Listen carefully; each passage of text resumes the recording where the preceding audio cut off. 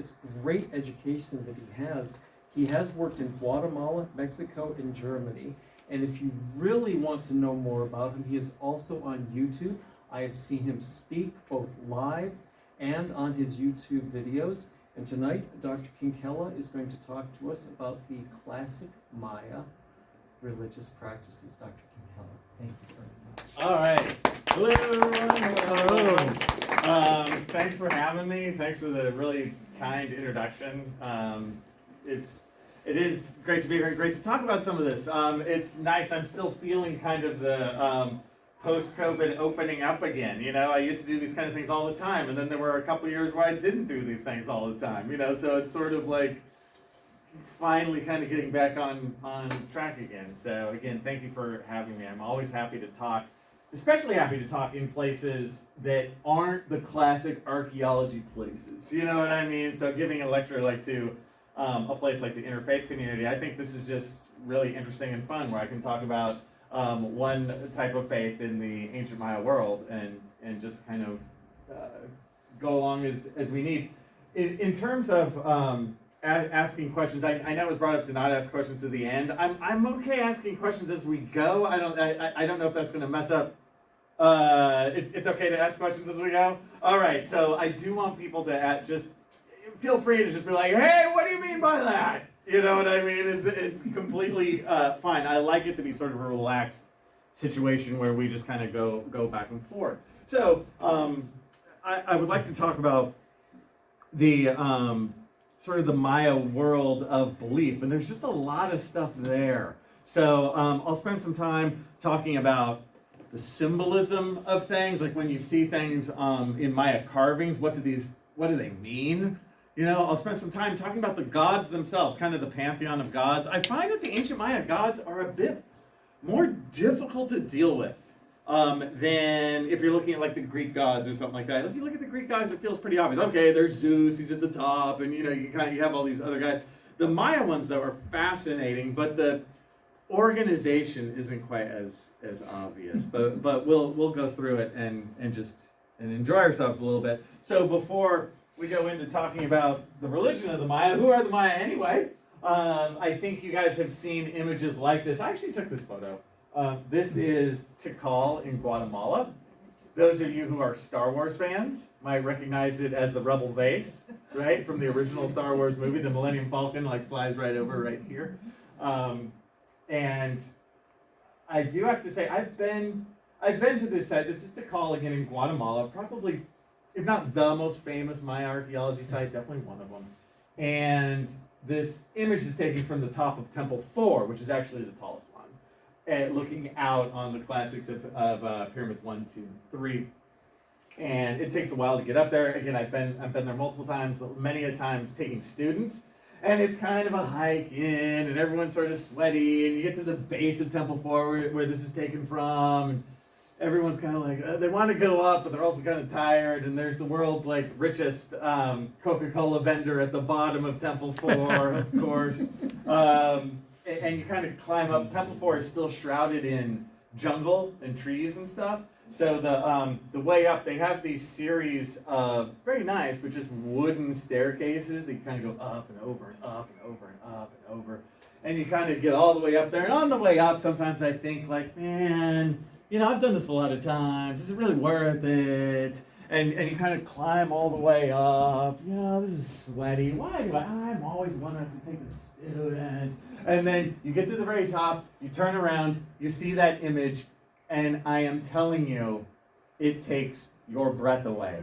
It is that good. I recommend that everyone, if you possibly can, take a trip to Guatemala to see the site of Tikal, because up there, when you turn around and look out, your brain can't comprehend the amount of earth and sky and world that just comes in all at once. And while the students are complaining on the way up, oh, I'm so sweaty, at the top, it's quiet. Because you really actually do go, wow. You know, that actually really happened. So I do recommend seeing this kind of stuff. So what was that site? That's sort of a cliche classic Maya site. This is the Maya world. if you guys aren't sure where this is the Yucatan Peninsula. This is the bottom of Mexico, right? So Mexico kind of goes up and around like this, and then North America's up there, and California would be up there, right? If that makes sense. I've actually driven to Belize several times. LA to Belize. Wow. It's taken a quick 7 days out of your life. Texas is big, I'll tell you that. And so we would drive across Texas and then down the Atlantic coast, basically, of Mexico. And if you look close, this is Mexico. This line right here is Guatemala. So you can actually drive across Mexico, and there's a little tick of Belize that borders Mexico, so you don't have to go through Guatemala. And just in terms of dealing with passports and stuff, the fewer international borders, the better. So we would go down here, and there's Belize, and that's where I've worked 17 field seasons. My very first field season was 1993, and basically since 1996, I went every year until fairly recently. And I still go back from time to time, but not in, for a month or 2 months or 4 months like I did when I was younger. But in this world, all these little tiny triangles, these are all these different major Maya centers. And we can think of them as like city-states or this kind of thing, right? They're kind of their own little, like self-contained, little sort of Maya cities. And in terms of the Maya timeline, you really have 3 big chunks of time. You have the pre-classic, classic, and the post-classic. The pre-classic ends at about 250 AD. The classic period, which is the famous one, Tikal from that and all that, ends around 900 AD. And then you have the post-classic that goes from then until Spanish contact. And each has their kind of famous sites. If any of you have heard of Chichen Itza or been there, there's a famous post-classic site that was the center of the Maya world in maybe like 1000, 1100 AD, that kind of thing. Whereas Tikal, that we saw on the previous slide, that was really big around like 700 AD. So you have to realize this went on for many, many hundreds of years. The Maya world in terms of culture and stuff, that's going to start 1000 BC, even 2000 BC. So it's thousands of years of stuff. The first time you get huge cities is around by 250 BC or so, right at the end of the pre-classic. That's when you start getting huge pyramids and that kind of stuff for the first time. And then they keep on doing that for over 1,000 years. So it's very impressive, very rich civilization. What's a big city? You mean in terms of like the names or Numbers. how big? It's so funny when somebody asks population numbers or that kind of thing in archaeology. You'll watch the archaeologists go like, I don't know, because population is one of the most difficult things to guess at. But a place like Tikal, 50,000 people, that's a big one. Like that would be big. The biggest ones, maybe 100,000 people. That would be like Teotihuacan, which is in the Valley of Mexico. But population numbers are just difficult depending on arable land. Even when you find like 3 structures next to each other, you don't know if those are from exactly the same time, or it's really one structure that was rebuilt 3 times, or you don't know if it's a place where like 3 families lived or 1 family, or it's just a place where they made stone tools, right? So again, population numbers can be difficult, but that's to give you just a general feel of what you're looking at here. More people lived, I'll tell you this much, more people lived in the Yucatan Peninsula here in ancient times than do today, because of how the cities were made and structured and how they got their water and stuff, which I can talk about in a minute. But for this presentation, I'll spend a lot more time, talking about like the beliefs and symbolism and stuff. But again, do ask questions. I don't care. You can even ask me one like population numbers. And I'm fine with it. So whatever crosses your brain, it's fine, man. I better know some of this stuff at this point. 17 field season. So for the Maya, they saw the world as a quadripartite world. That means a 4-sided world. Right? They did see things like north, east, west, and south, right? Like we do too. But what's different is where of those 4, which direction do you think is like the main one for you? North, south, east, and west. What's the main direction? North, right? You go, it's north. Not for the Maya. For the Maya, it's east. Because what happens in the east? The sunrise, right? And see, when you think of it that way, you're like, oh, that makes a lot of sense. The Maya knew the North Star and all that kind of good stuff too, but east was like the big thing. That is that is where the ancestors will often be buried at a Maya site, like the buildings in the east, the eastern structures. And east would be symbolized in red. So each of the 4 cardinal directions also had a color. So not only do you have the 4 sort of cardinal directions, then you have 3 layers from bottom to top. So we are in sort of the world of the now, and then you have the world of the sky, and then you have the underworld down below. So you have these 3 layers, and then the 4 distances, the 4 cardinal directions. And you have a center too, which is actually often symbolized in green, like a centrality spot too. So as we talk about this, when I teach my archaeology class, I talk about how to use these terms in a basic way, because there are differences between things like mythology and cosmology and this kind of stuff. Mythology are the actual sacred narratives, right? In anthropology, we talk about them like this. Later we'll talk about the hero twins. It's a famous. There's all kinds of stories that go with the Maya concerning the hero twins. They're like the main characters, right? That's going to be mythology, and the hero twins will go on adventures. And when you read about them, you go, "Oh, I should act like that, like the hero twins do, because they do the right thing." Cosmology is like the backdrop. Like this is, okay, there was darkness and then there was light, and the world is like this, and the world is on the back of a turtle, or whatever it may be, right? So cosmology is the background for the stories of mythology to play out. And we always like creation mythology too, which we'll talk about later with the hero twins in terms of where did it all come from, right? Where did it all start? Even in the Maya world, the entire city is built on this symbolism, meaning of the 3-layered world, most Maya cities underneath somewhere will be a cave. The Maya world in general has caves all over the place, just because it's limestone and it just naturally happens. But you will see that as they build their cities, they try and have a cave down there too, to have that symbolic underworld to their city. So the cave's underneath, the city of the now is right here, often aligned to the cardinal directions, depending. And then you have the world of the sky, and you'll have alignments throughout the city too. There's these things called E groups, where the main pyramid will sort of be like here, and then there'll be 3 little pyramids, and they correspond to the equinox in the center, and then the summer solstice and winter solstice on either side. So if you sit at this one main pyramid and you watch, the sun will rise at those, right above those other pyramids. Like really, really cool. It takes a lot of architectural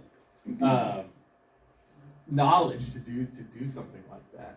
So you see this everywhere, and of course.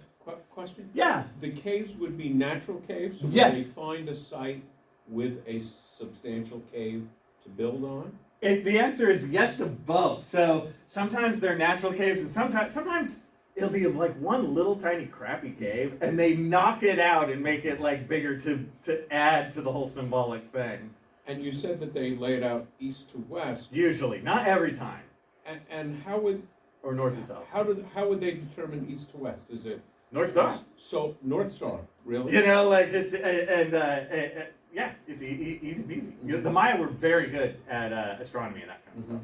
Like really knowledgeable in the night sky, mathematics. Things, everything that goes with that. The movement of the various heavenly bodies. They had constellations and all that kind of good stuff. So they could easily, they knew where north was, and could go from there. I will say that many of the sites, though, they aren't necessarily gridded straight up north. Some of them are, but many aren't. And it also depends on, they kind of work with their environment too at the same time. So sometimes you'll see they're kind of more aligned to how the ridge goes, so they're not chained to that one.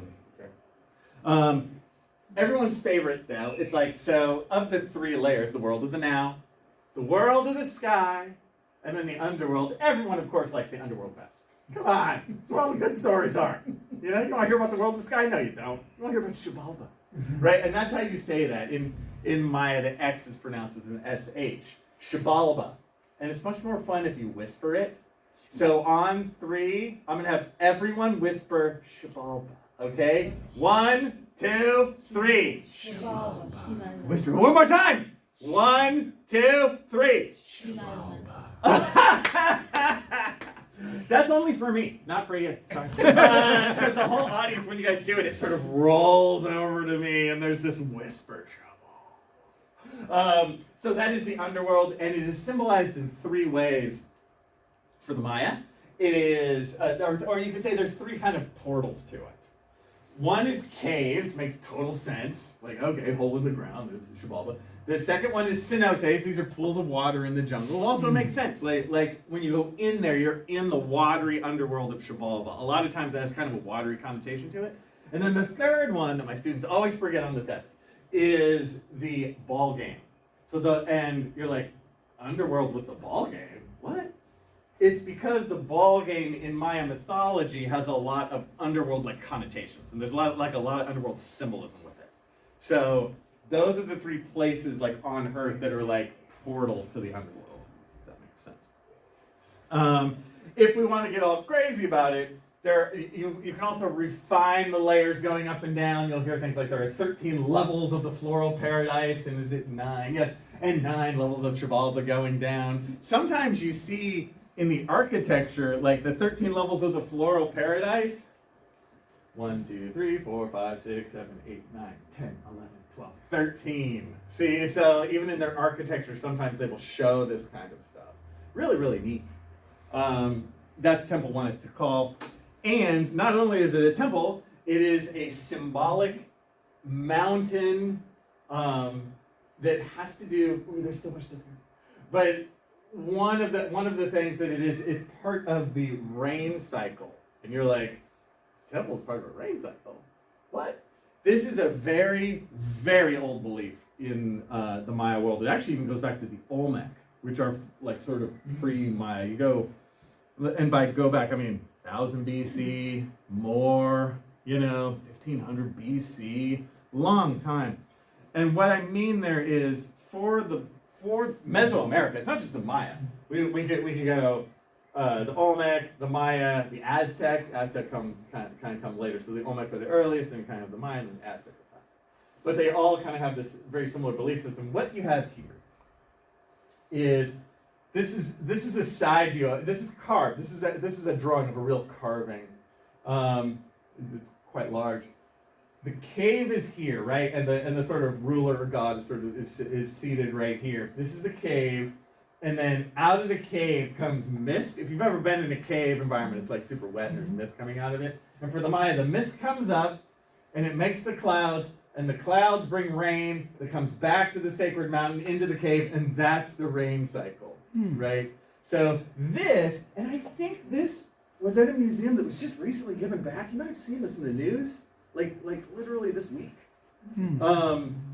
This is a front. This is as if we're looking at this in the front. So you see this 4-sided thing, that quatrefoil, that is always symbolic of a cave. Like when you see the quatrefoil, that's like the quatrefoil cave. And you can see it looks sort of like a monster with the eyes and nose. So it's like this breathing mountain monster, where the water cycle, the mist comes out and then up, rain back into the hillside, and that's how, for the Maya, that's how it goes. And of course, what we're going to have to do in there is insert corn in a minute, and what you will find is everything will tend to start to be about corn, because corn is life, corn is the whole deal. I always tell my students, when in doubt on the test, just guess corn. There are, in terms of the Maya cities themselves, they were built to deal with, to sort of collect rain, which is really impressive. In the pre-classic, they didn't so much, because they hadn't really thought about this yet. In the pre-classic, the cities were just sort of built kind of in a, sort of like this, where you sort of have the most important parts over here, and it'll slope down. By the classic, they made their entire city like a basin, where it would rain, and then the plazas, which can be 200 feet long, are tilted at like half a degree. So when it rains, all the water rushes in to reservoirs in the city. It's really, really impressive. So the whole thing acts as a water collection device. And in the early days of archaeology, like 80 years ago, 90 years ago, when you go to a place like Tikal, what was weird is that many of the huge Maya centers weren't built near rivers. You're like, what? Why does that make any sense? it's what they weren't, because they had one thing at the site that was more important than water. It was good soil, because it's all about corn. So you're like, how do you get the water? You make your entire city a water collection device, and then you grow the corn because you already have the good soil. So that's how they were choosing places by the time the Classic came. It wasn't by rivers. It was, we're going to choose it for the good soil, and then we're going to make our city collect water for us. Really impressive. But in terms of the old archaeologists, even 1,000 years after it was abandoned, the reservoir at Tikal still worked. So that's how they got their water, like when they first got there. It was kind of, I will say, it was sort of swampy and stuff, but you could tell, even under all the dirt and stuff. And how would they get the water from the reservoir to the fields? In various difficult ways. The fields themselves, so water for the fields, they for the most part, they had to just deal with the rain and make sure there was enough rain. The water that they collected in the city was largely drinking water, right? So they had to have enough for the people and the crops. And so you can see, like, by the time the late Classic comes, if you guys have heard of the Classic Maya collapse, that happens around 900 AD.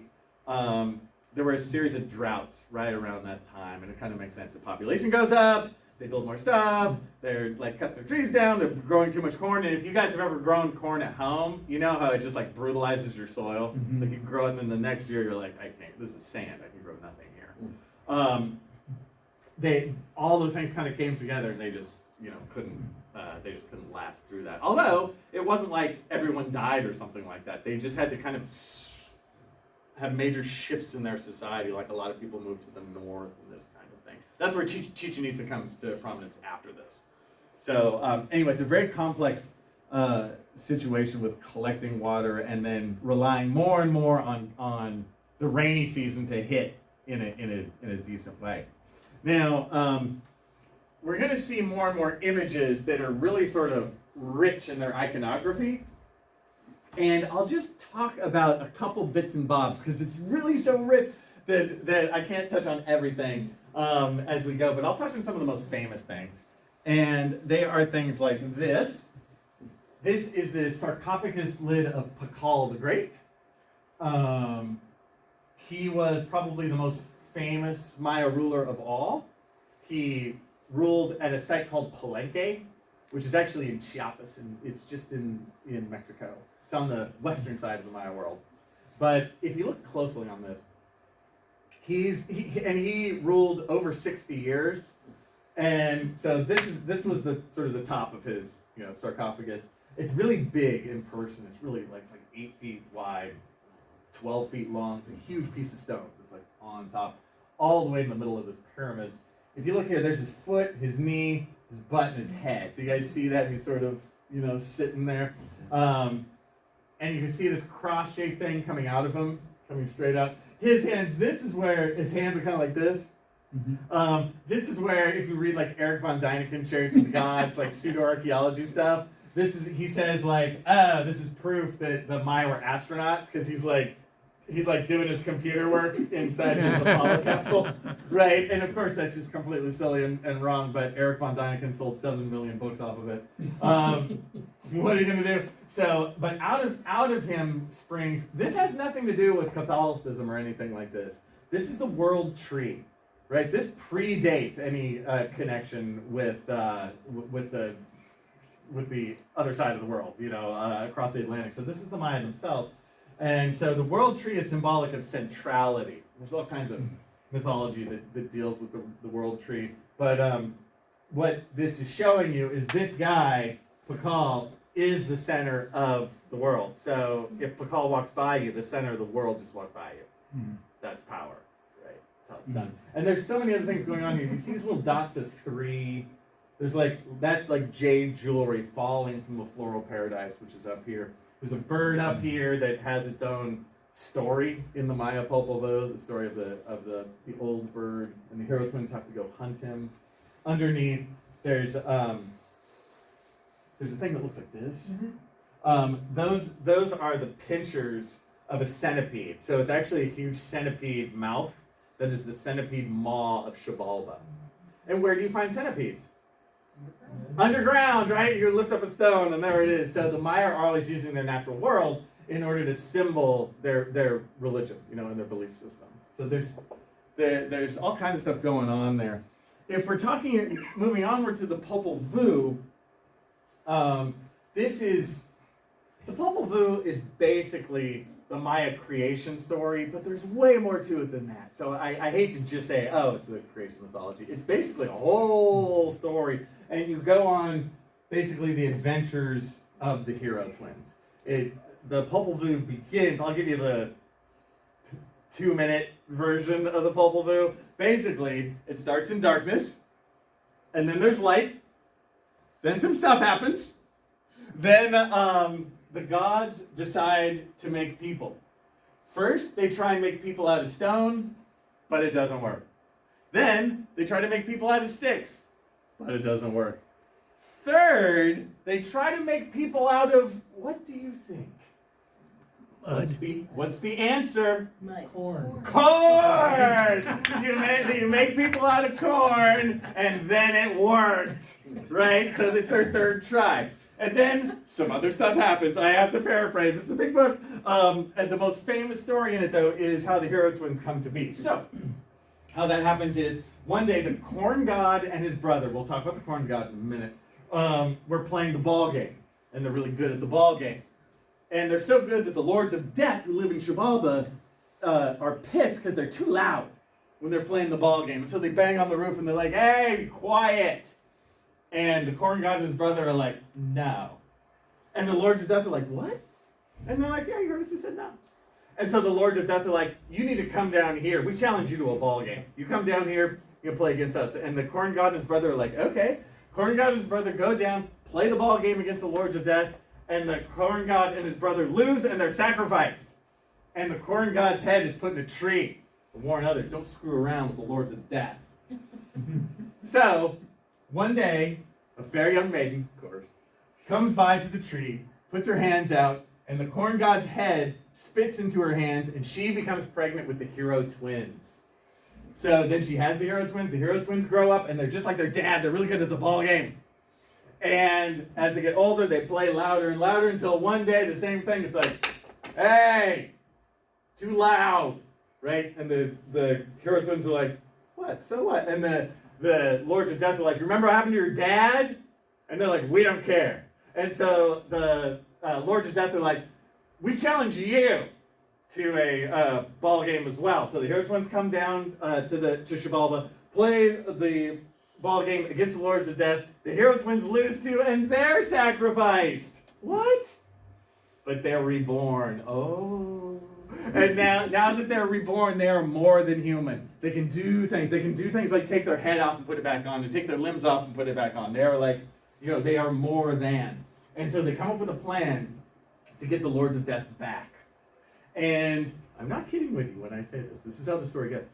They dress up as clowns. They dress up as clowns, and they go back into Xibalba as clowns. And then they put on a clown show for the Lords of Death. And they do all this stuff, right? They're like juggling, they're like, the equivalent of like riding a unicycle, right? All this stuff. And I guess, the Lords of Death are very scary, but they love a good clown show. So their big trick at the end is the hero twins stand next to each other, and the first hero twin takes his machete out, chops the head off of the second hero twin. The head goes like flying through the air. The headless hero twin runs, jumps, grabs his own head, puts it back on, and goes, da-da! And the Lords of Death are like, that was the best clown show we have ever seen. Can you show us how to do the last trick, though? Come on. And the hero twins say, yeah, we can show you how to do this trick. I'm going to need you guys to line up. And so the Lords of Death line up, and with a knowing glance, the hero twins both take out their machetes and chop the heads off of the Lords of Death, thus vanquishing the Lords of Death. The hero twins become the sun and the moon, and more importantly, their father, the corn god, is reborn, because it's all about corn, right? So there you go. I shortened that horrifically, There are all kinds of side stories. It's a full-on, text. I recommend. There is a cartoon online that came out in the 70s, but it's excellent on the entire story of the Hero Twins and the Popol Vuh. It's really good. Yes. So you mentioned text. So is there a written record? Is there a language? Is this hieroglyphic kind of cartoon? Yes to all. So over the years, one of the big discoveries of really the 20th century is the cracking of the Maya code, which took it was much more sort of layered and difficult than the Egyptian hieroglyphics were. And the story itself is so good, but it's so long. But what's great about the story of cracking the Maya hieroglyphics is it did not happen in one day overnight. Like, it was a little at a time, little slow bits at a time, mostly done by people who were not archaeologists. They were just really into like solving puzzles. Those guys, that's who did it. 9 times out of 10. People working in their basement alone. There's one famous guy who was a Russian guy who was working, behind the Iron Curtain in the 50s, and he actually got it right, and nobody believed him because he was behind the Iron Curtain, and the Western world was like, no, you're wrong, but he was right. He had found a copy of one of the Maya codices, which are some of the written records. There's only 4 of them. He had found a copy of one while a soldier in the like Dresden bombing, like as a Russian soldier, and he's like, oh, this is interesting, and he put it in his like pack. That's how crazy the story is of some of the cracking of the Maya code. So is it hieroglyphics? Is it pictographs? So when I say it's all, I'm not kidding. So we've had to piece it together, the Popol Vuh, over time. You do have the modern Maya. You have to realize that that the Maya are still there. Speaking Mayan, if you go, some of the villages outside of the major centers, there are people who speak Mayan. So Mayan is still a living language, and there are sort of copies of the Popol Vuh written in Spanish, from the time of contact, that kind of thing. But then as you go backwards, you'll see scenes from the Popol Vuh. Like, this is a scene from the Popol Vuh that's on actually a cup. This is a rollout, if that makes sense, right? So this is actually a cup, and you find a ton of stuff like this. This is the blowgunner scene where this is one of the Hero Twins. One of them is symbolic of life. One of them is symbolic of death. This is one symbolic of death because black dots mean death. He's actually a hunter because he has a hunter's hat up here. If you guys can see the hat. So you actually start, part of dealing with the Mayan stuff is you start to almost read the symbolism, right? But it has hieroglyphics here too, talking about what's going on. So that's where huge parts of the story you kind of piece it together is from stuff like this. And you start seeing the same thing over and over again, like different images. And it stayed pretty similar through centuries. So you'll find aspects of the Popol Vuh on imagery from like 250 BC. And you just see the same thing for like 1,000 years, and then you start to get it. Okay, I keep seeing this scene, I keep seeing these other scenes. And that's how it's been pieced together over time. And how are they dating it? Is it carbon? Oh yeah, it just depends. It's so funny based on those questions. The dating one's easy. So this we could date simply based on the style. Like, I could tell, oh, this is classic period.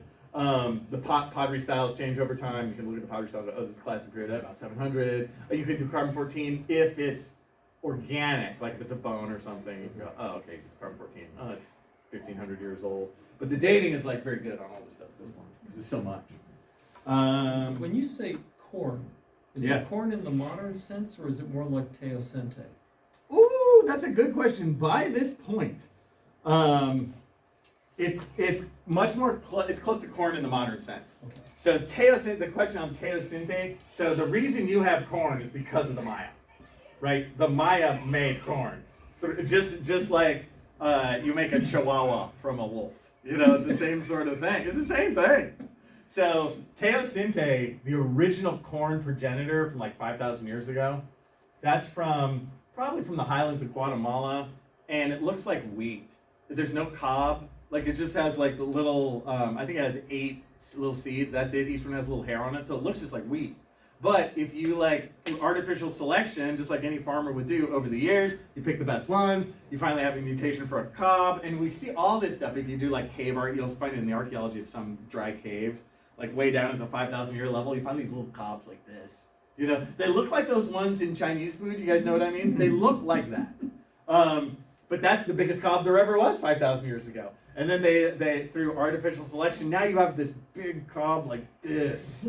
That is all, you know, every time you have corn on the cob, you have to be like, thank you, Ancient Maya, for this corn on the cob, because they made it through artificial selection. So yeah, by the time of this is real, Okay. like it would look like corn like you think. And they were well aware of their own accomplishment. Oh yeah, I think so. Yeah. So They- that's why it's more about the corn to them. Yeah, oh, it's that, but plus corn is like life in terms of, it's just like any sort of society like that, whether it be wheat or rice or whatever. Corn is their staple crop. They would have problems with it, just like if all you're eating is corn all the time, that's not the healthiest diet. So they had ways to make it better. There's this process called the nishtamal process where they mixed it with lime, not lime from a tree, like lime from the ground, if you guys know the difference, like lime, Sure. you know, and they would wash it with lime, and that made it a little more nutritious. So nutrition is a tough thing in any culture that has like a Would they staple also food. domesticate animals? Huh? Would they domesticate animals for meat in their diet? Not they had meat, but not in the domesticated sense. That is something that's very different between like New World societies versus Old World. It's a big reason why you don't see the wheel either. You know, people are like, oh, the Maya never invented the wheel. They knew the wheel, they just didn't use it for anything because they didn't have beasts of burden. So you don't need no wheel. You can find wheels on like kids' toys for the ancient Maya. Like seriously, you know. So you know they had it, but they don't need it because there's no ox to pull a thing. You know, they just didn't use it that way. It's a different way of doing things. So yeah, they didn't have big beasts of burden, but they had plenty of meat. You'd have like deer and like wild turkeys and stuff. They would go hunting and you get it from that. I thought I could talk a little bit about the gods as well and go, you know, as long or as short as you guys feel. Some background to the Maya gods. This is the Shellhouse God list from 1904, and this is before they had a good hit. This is before the cracking of the Maya Code. Honestly, the cracking of the Maya Code, we're not there 100% even today. I would say we're 80% there. And I mean, one of the last big pushes forward was in like the 80s. So this isn't, we didn't figure this out a long time ago. This is recent, you know? But they were guessing, and what they did over 100 years ago is they didn't know which god was which, but they kept seeing the same stuff. So they're like, that's god A, that's god B, that's god C. So in the Maya world, even today, sometimes you'll hear like, oh, god N, like they just have letters. But I thought I'd go through for a second and just kind of tell you which one's which. God A is the death god. God A is really easy to see. Anything that's like bone, like skeletal, anything that's the death god. And sometimes the Maya are super creative, so you gotta look at some of the imagery and you go, bone arm, okay, that's the death god, right? They can use just bits and bobs to symbol these things. And if you're a Maya person, you're gonna know it. You're gonna see the little bits. And I'll show you in some of these others. So God is straightforward, death god. If you guessed that means bad things, you would be correct, right? Easy peasy. God B is Chak, the rain god. The rain god is one of the big ones that have been around forever. You're gonna see this like with the Olmec. The Aztec have them too, but the Aztec call them Tlaloc. So Tlaloc, Chak, it's the same. You know, it's just said slightly differently.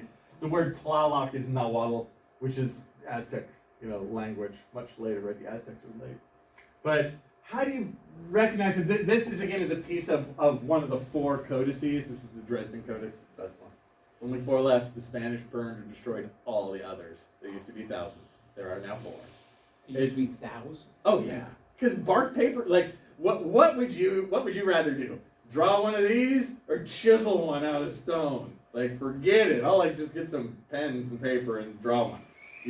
So the stone ones are still around because you can't destroy them, but these you can burn in like bonfires, because it was all about forcing the sort of the new religion.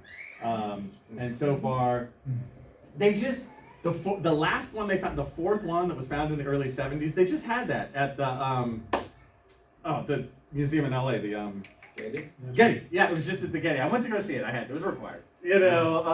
and it was pretty cool. You could see the bark paper itself is like pretty thick because it's made out of bark and sort of pressed together. So it feels like, or it looks like rather, almost like popsicle stick wood, you know, where it's that has a thickness like that, and it's just sort of, they're not that big. The pages are like a paperback size, and they fold out like this, super long.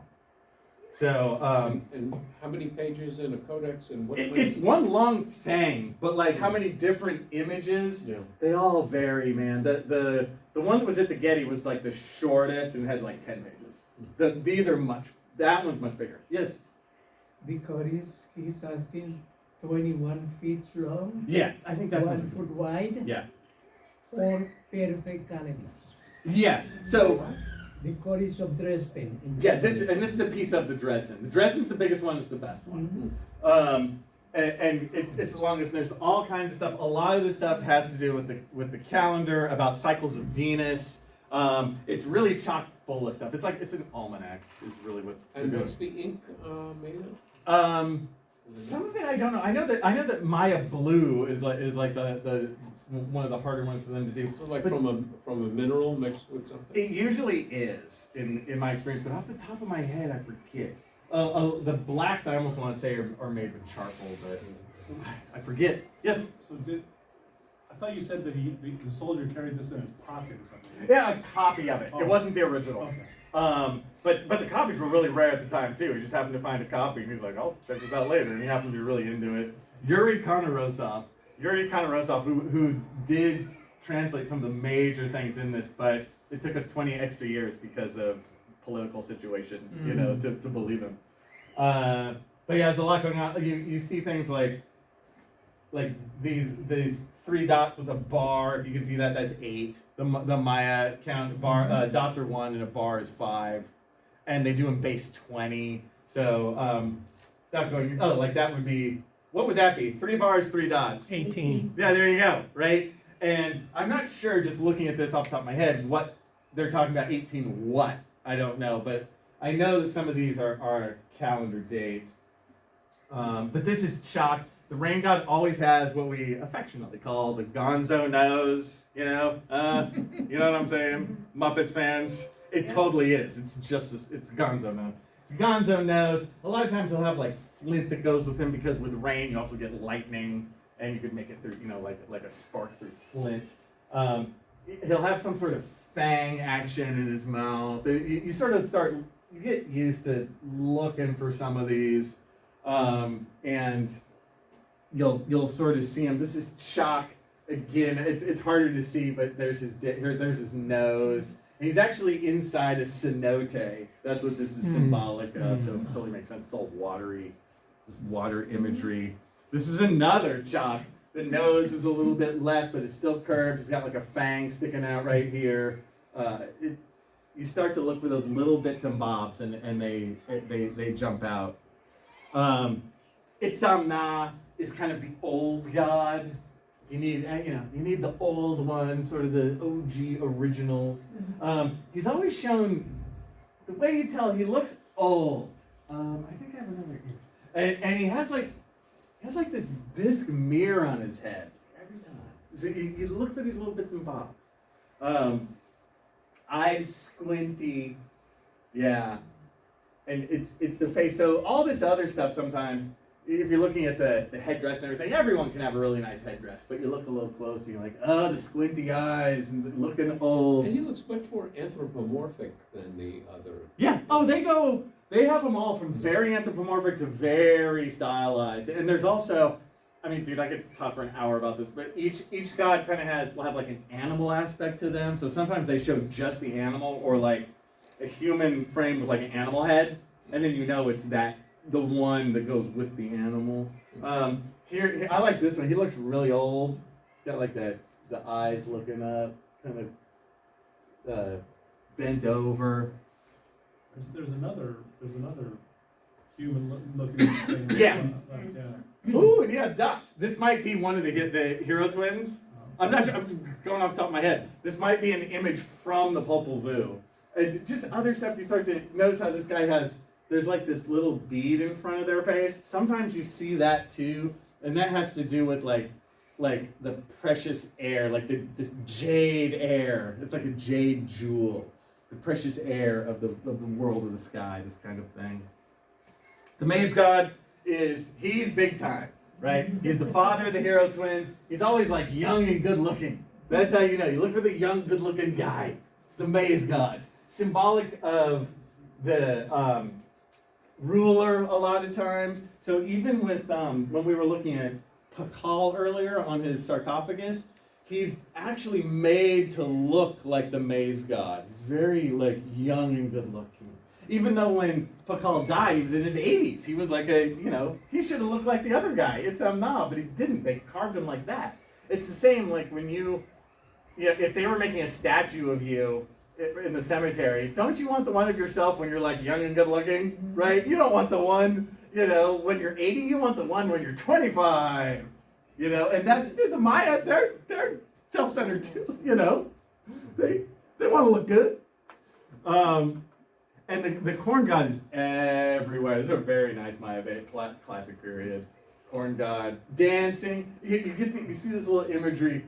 See how his foot is up like that? There's one, it's hard to see. There's a heel. Yeah. That's dancing. That's how you know. So this is somebody who is in motion. And that's how it's little stuff like that you start to get as you read the iconography. Just back to this for a second, just to show, it's maybe hard to see for you guys, but even his head almost looks like an ear of corn. They elongate it with like the tassels, just as the corn itself. That's how much corn matters. You start to get others too, like the wind god. The wind god is kind of ephemeral. But the way you tell the wind god is you'll see the ick sign. You see that little T? Mm-hmm. You look for the T. See the guy's got like a little T all over his body. Little T. Little T.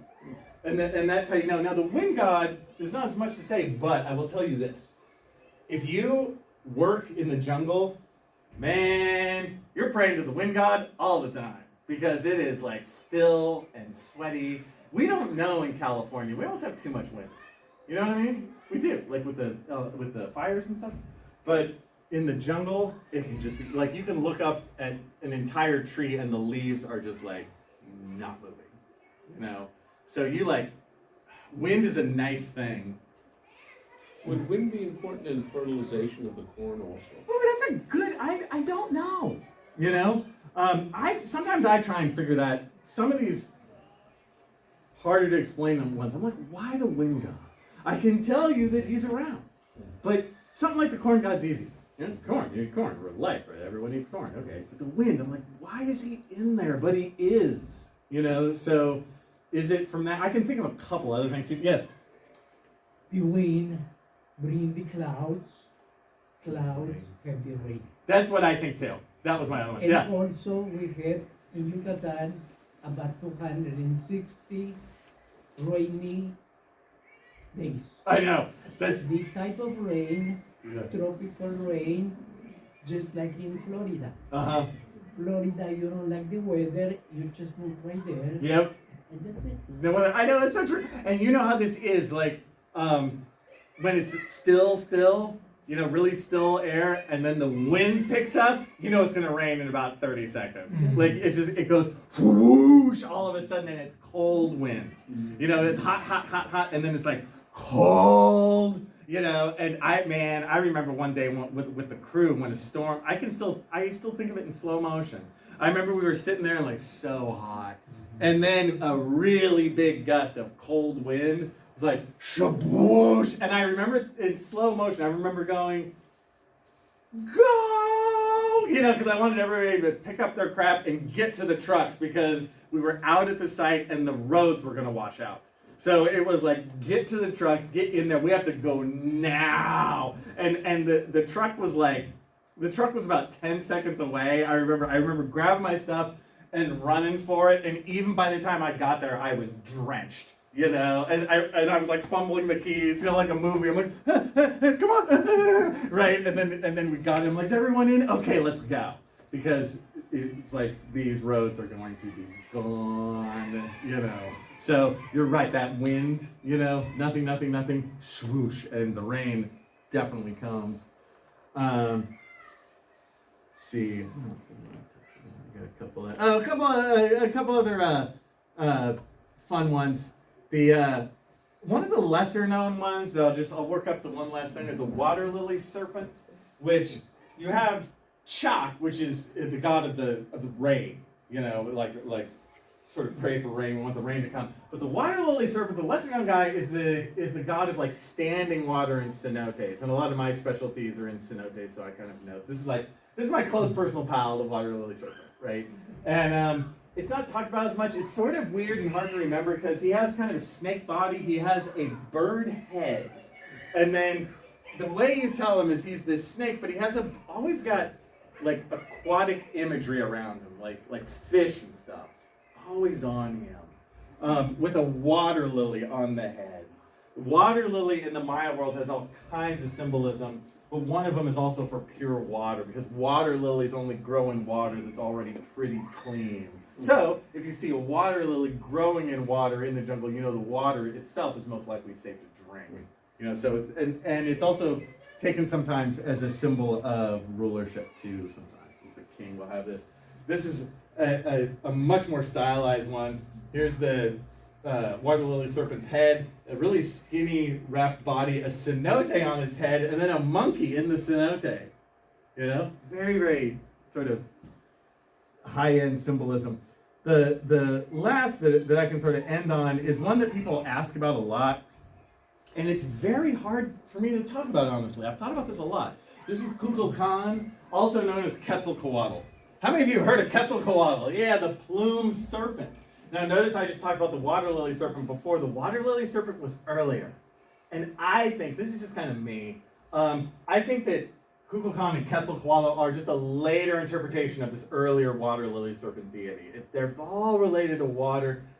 Kukulkan or Quetzalcoatl, Kukulkan's the Maya word, Quetzalcoatl is the Aztec word, same guy. Plumed serpent, a feathered serpent.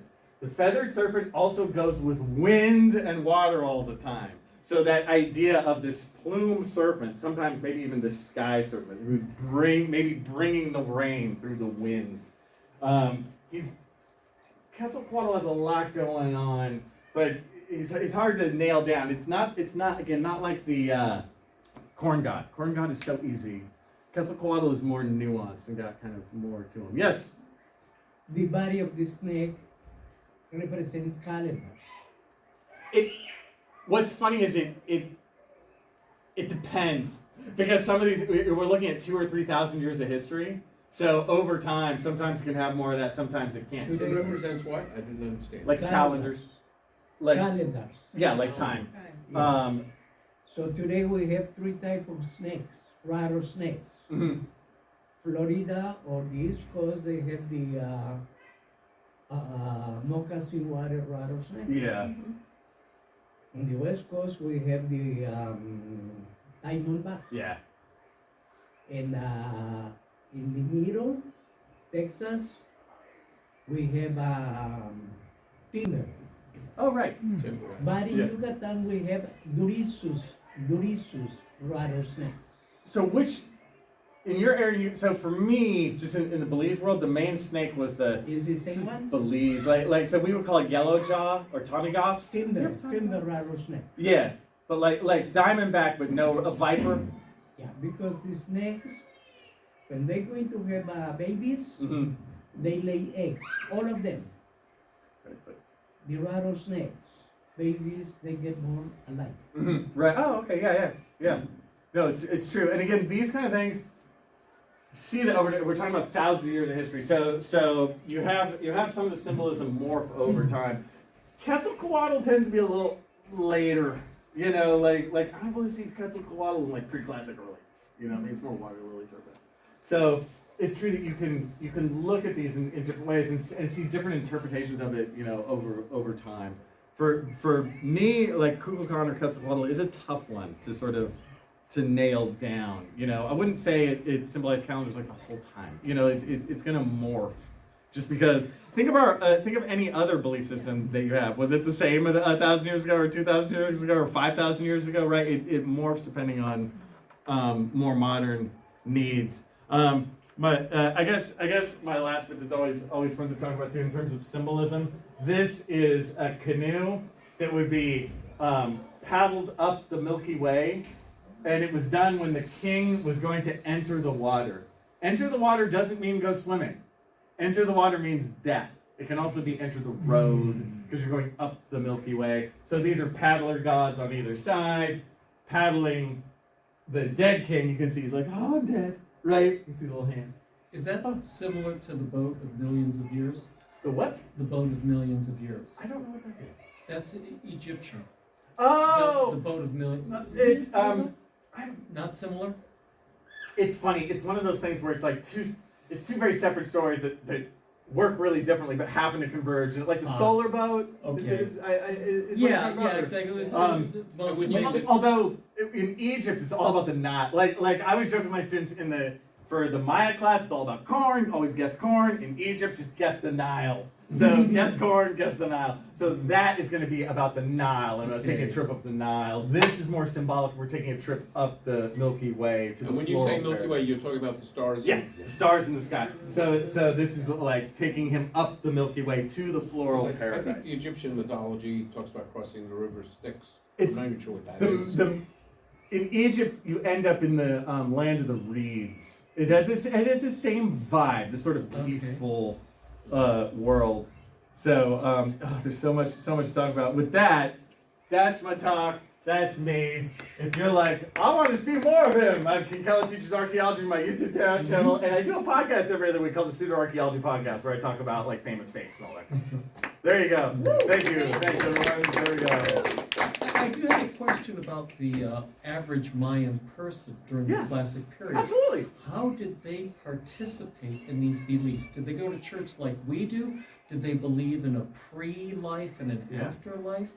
Whew, that's a heavy one. I would say that for the Maya everyday person, we talk about this a lot in archaeology, like the Maya commoners, the everyday person, because you're not like just working on a big pyramid all day or something. There's all kinds. There's each of these cities like stretches out for miles. If any of you have seen any of the articles on LiDAR, which is like where they fly a plane over and they use lasers to see what's underneath the canopy. I actually came straight here from Santa Barbara, where I work with one of my old professors. She has LiDAR data for the site. It's really cool. But so you have the everyday farmers that live for miles and miles out. In terms of their everyday, I will say some things about it in terms of the king would do like religious ritual and religious ceremony to keep everyone kind of at their city state, like keep paying taxes. And unlike Egypt, so Egypt has the Nile, right? And the pharaoh controls the Nile, and that's super powerful because the pharaoh can just say, "Get off of my Nile," and then you just have to go into the desert and die. That's basically what that means, right? He controls the Nile. In the Maya world, it's all like spread out. So my point is, if at one city-state, if you don't like the ruler, you can move. Like, dude, screw it, I'm gonna go over this place. Very different than in the Egyptian world. So the ruler has to kind of keep his flock there with what we would call high performance ritual, where like I think I have a slide of this somewhere where I had to skip a few for time. Where are I? There we go. Okay. So what the ruler would have to do is he would go to the top of the pyramid and be like, "My flock, I guarantee there'll be rain," because it's all about rain for the corn. "I guarantee there will be rain." They're like, "How are you going to guarantee that?" "Well, I'm going to guarantee it right now." What he would do is drop his pants, use something like a stingray spine. Oh, no. Oh, yes!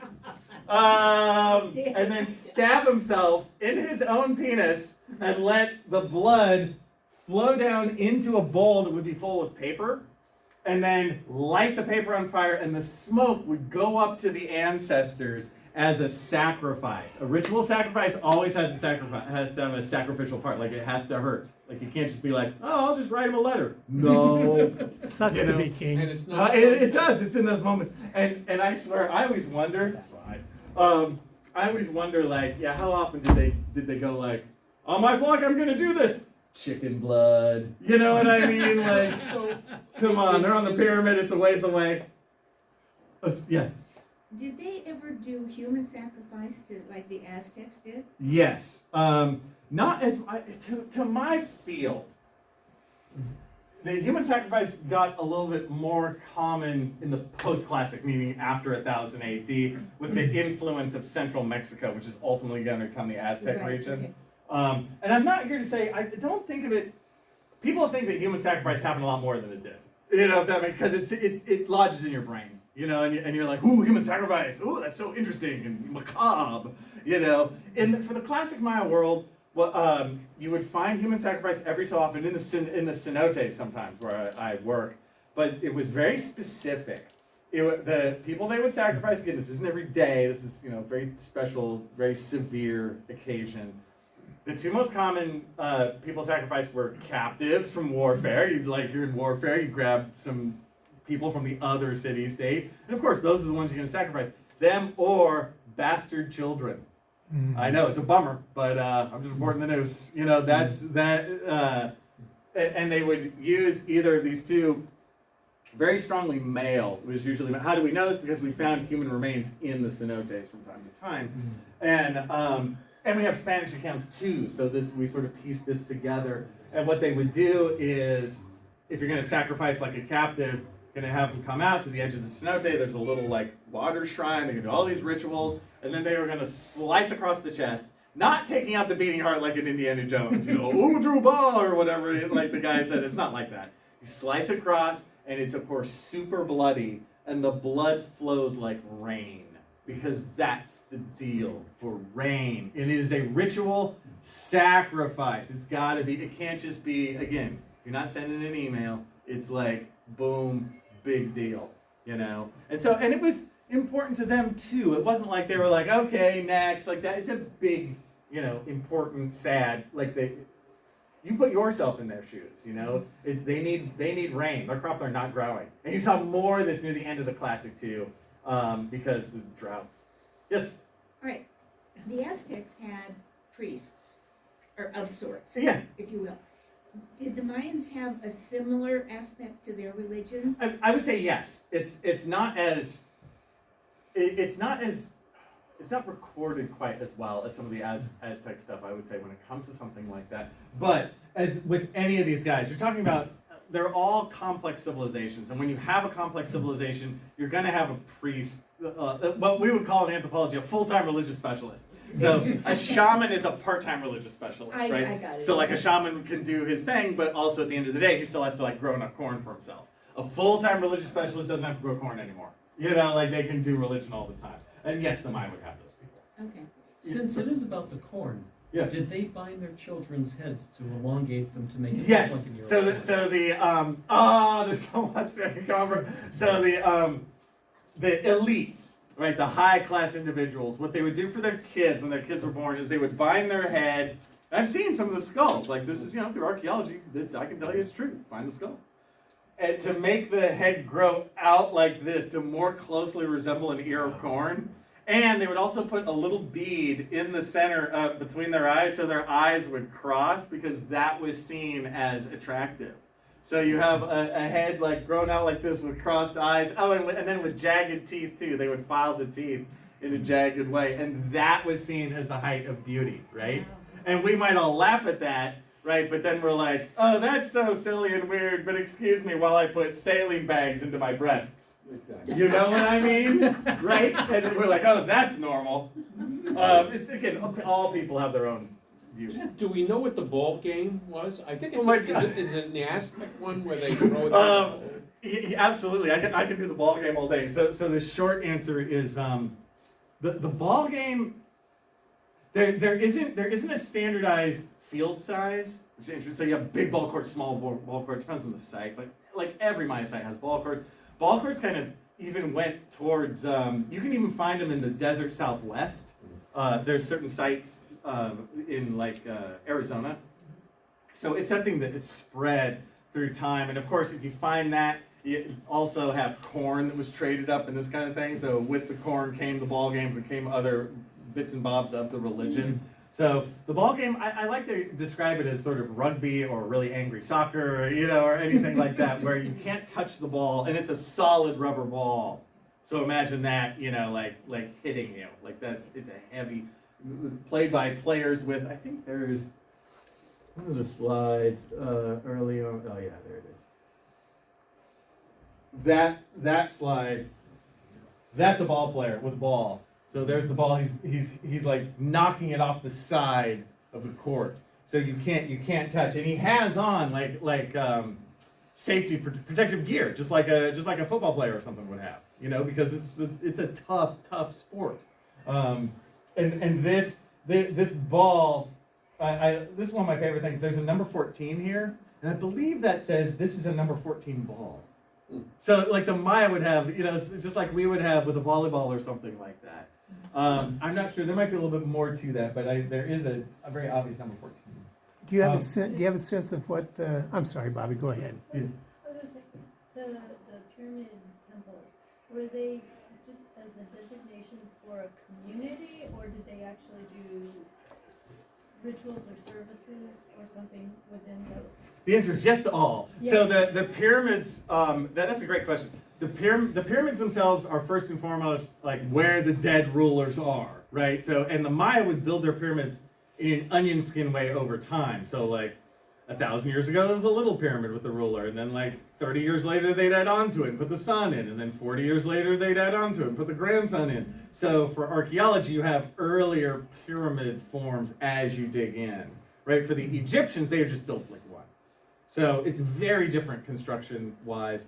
But yeah, so it was a monument to these rulers, but it's also a monument of the city too, and also it's in the center where you're doing rituals. And of course, if you're the king, you're also standing on a thing where you're like, my ancestors are in this thing, giving you sort of more power and more symbolism of like, look, I am part of this big thing that you are a part of too. So yeah, there's a lot, and then there's other things too. There's other structures that aren't just pyramids. There's also like meeting rooms and like what we would call an acropolis, which has a bunch of sort of long buildings and stuff. Yes? You made some references earlier in your talk about the hero twins and apparently this huge document that the whole legacy is in there. The Popol Vuh. Yeah, I'm more curious to know, where did that document come from, and did that document, was that kind of like their moral scripture, and did it have all these tales about ethics and what to do in this situation and that situation? I mean, did they have any kind of a binding scripture that they all sort of follow? It's hard to say. What I would say is in the early days, it's going to be not written down. It's not word of mouth. What's it called? Oral history. Thank you. Oral tradition. So it's oral tradition plus you see images of it all the time. Just like if you're studying medieval history, you see Madonna and Child 1,000 times. You know what I mean? It's the same idea. You see these iconic scenes. So there are stories about like, oh, I want to be like the hero twins. Oh, they made the right decision. Oh, this is the moral way to go. But there's so the short answer is yes, but it's not in my experience, and this might just be archaeology not able to tease it all out. It's not as precise, as some of the other. It's not like here's these 10 commandments that you must follow. It's not like that. It's much more. Here's some stories about the hero twins.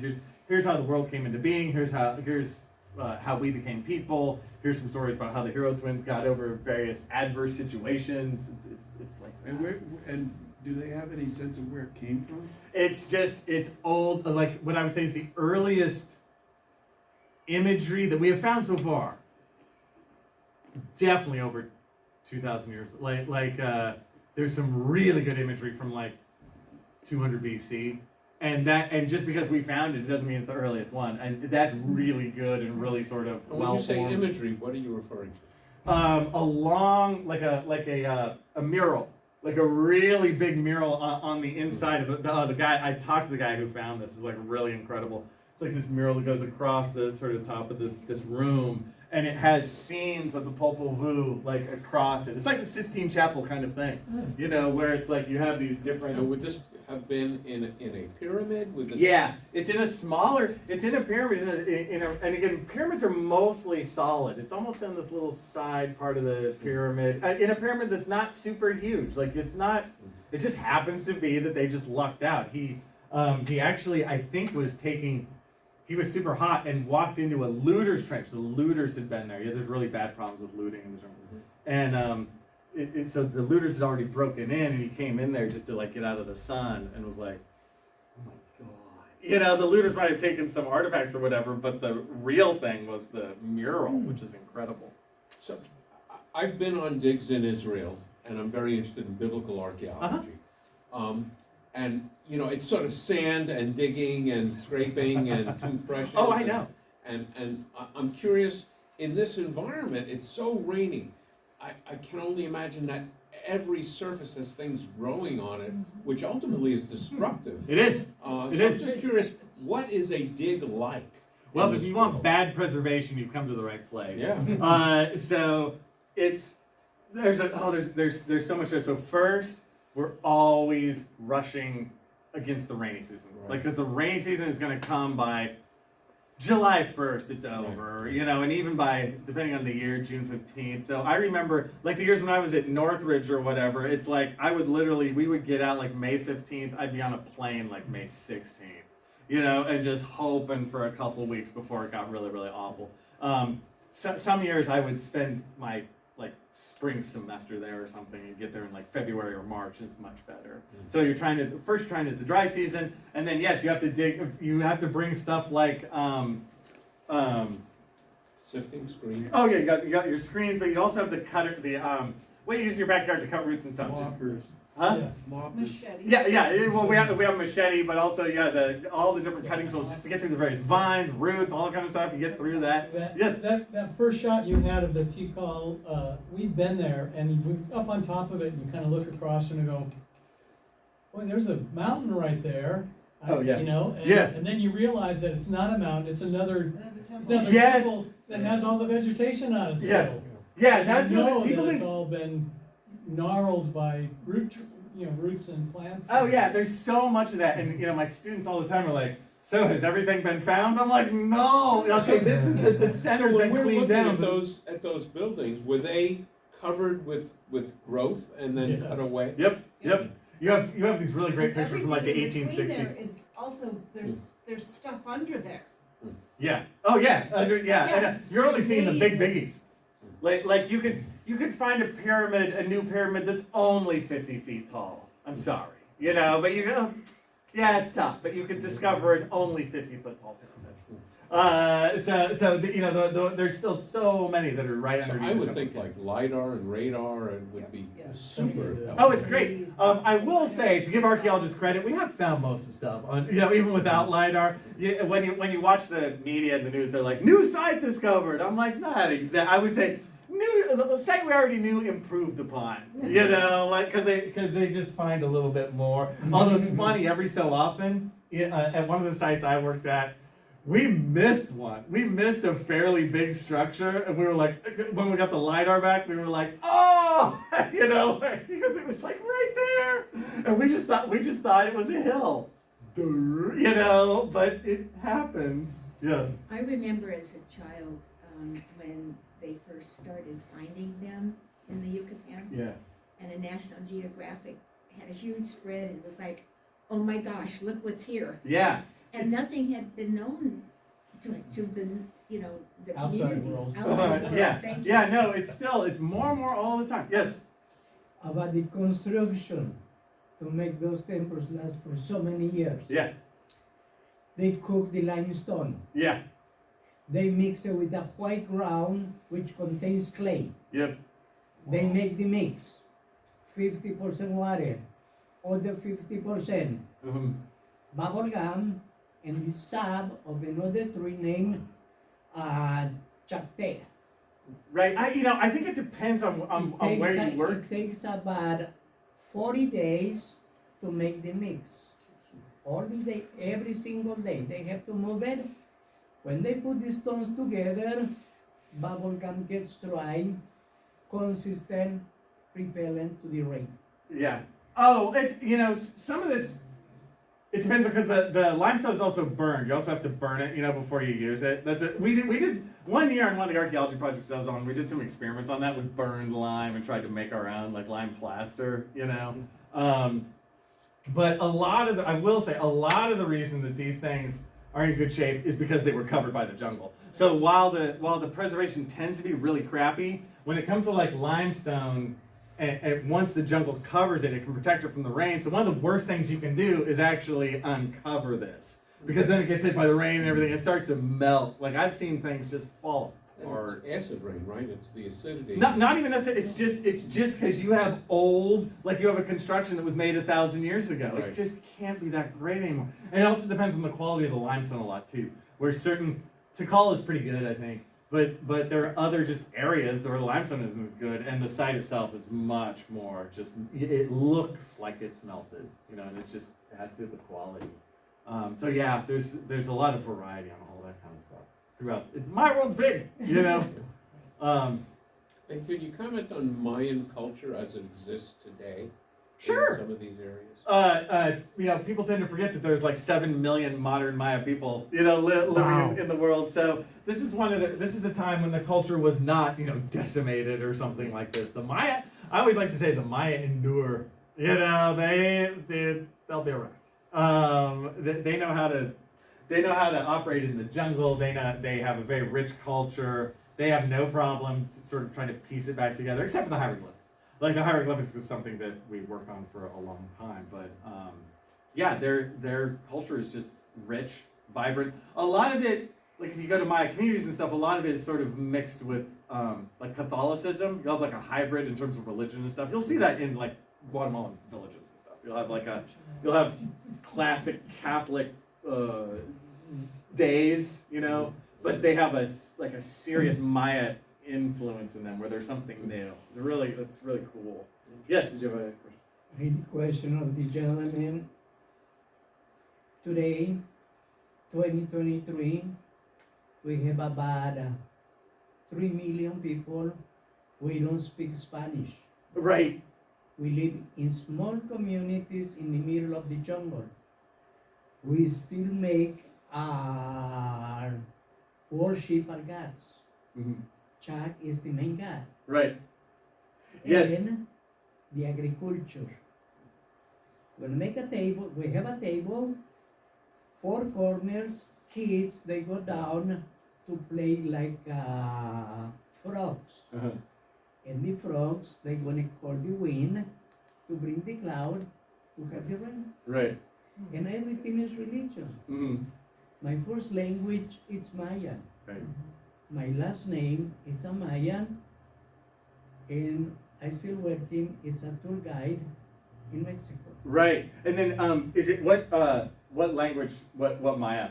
Maya Yucateco. Yucatec. Yeah. Yeah. There's a bunch of different Yucatec. There are 23 variety, or Maya Mayan variety. languages.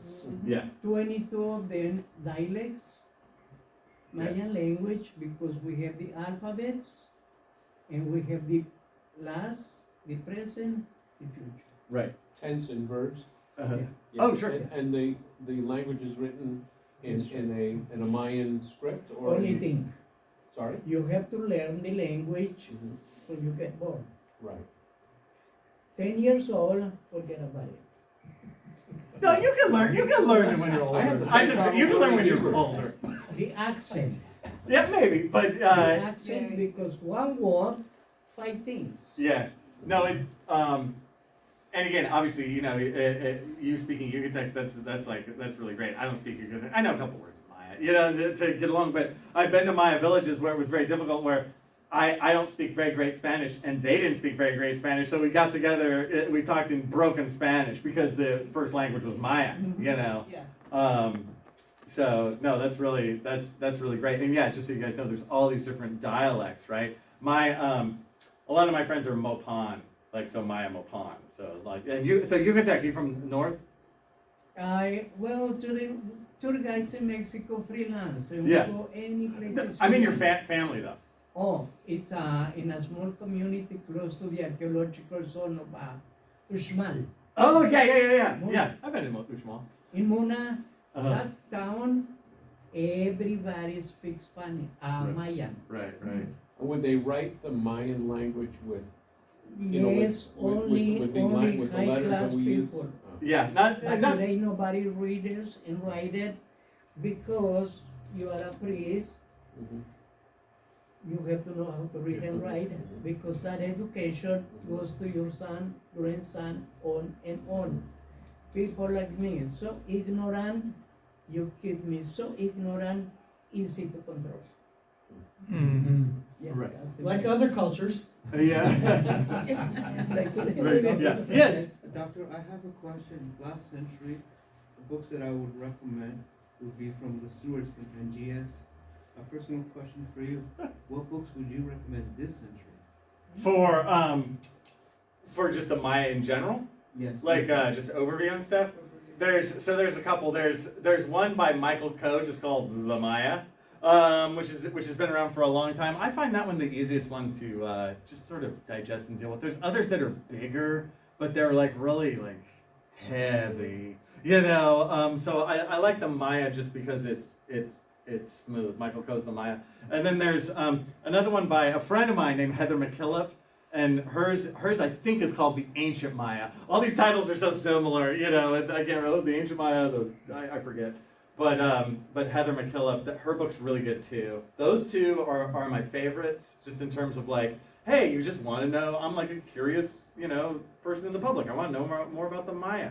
Those are my top two. I'm trying to think of a couple others. It depends on also what you're curious about. If you're curious about like just straight up learning the Maya, if you're curious about the like the early explorers in it, there's a book called Jungle of Stone, which is about Stevens and Catherwood in like the 1830s. Just really interested in their experiences, kind of going through the Yucatan in the 1830s, but written recently. So it's written. It reads like a movie script. Like it's really just sort of interesting the stuff they had to go through. So I really like those.